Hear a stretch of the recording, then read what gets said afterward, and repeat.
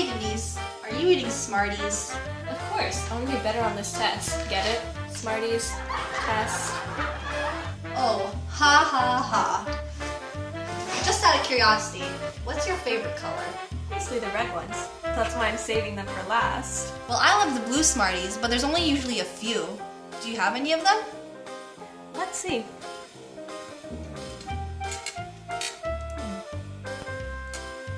I wonder if they're usually equal.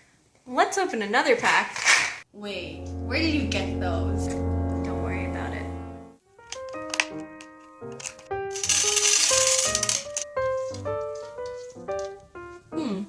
I wonder if they're usually in equal proportions.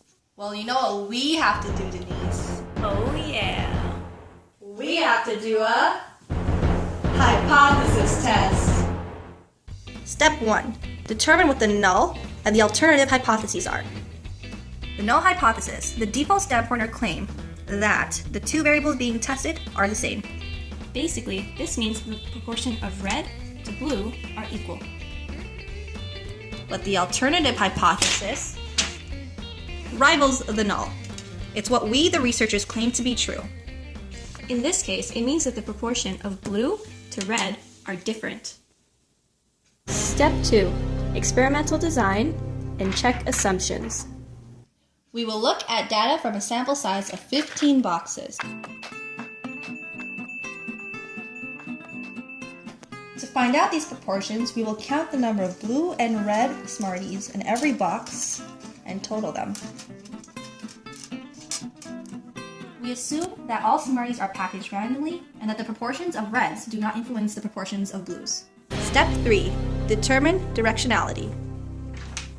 If we wanted to see if the number of red Smarties was greater or less than the number of blue Smarties, we would do a one-sided test. These usually have directionality.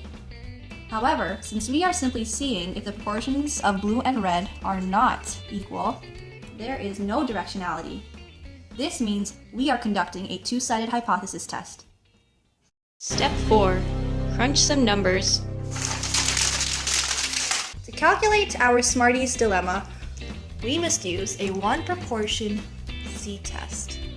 In the end, we get a p-value. Step 5. Interpreting the p-value. The p-value helps to determine the statistical significance of our data. How likely are you to see our results assuming that the null is true? But how do you know when the p-value is significant? We use a threshold called the significance level, also known as alpha. It tells us whether or not to reject the null. When a p-value is less than or equal to alpha, you would reject the null hypothesis. Most scientists use a significance level of 5%, but you could also use 1% or even 0.01%, which is very accurate. In our case, we got a small p-value. A small p-value, typically less than 0.05, indicates strong evidence against the null hypothesis.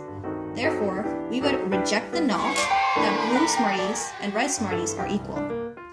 Therefore, by default, we accept our alternative hypothesis that blue Smarties and red Smarties are not in equal proportion. But what happens if you're wrong? If we had a large p-value, larger than alpha, it would indicate weak evidence against the null hypothesis. So you fail to reject the null hypothesis that blue Smarties and red Smarties are equal. You never want to accept null, only disprove it. Step 6. Error analysis. Just say that the null was true, but we rejected it. This is a type 1 error, false positive.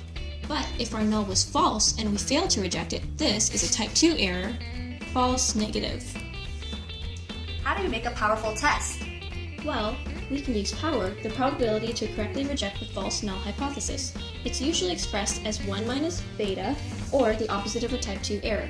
Just remember, in all tests, we want to have a large power. So what can we conclude about our Smarties situation? Well, on average, we found out that the blue Smarties and the red Smarties are not equal. Hey, what midterm were you studying for anyways? Bio 360. I finally understand hypothesis testing. Wow, Denise, you're a smarty.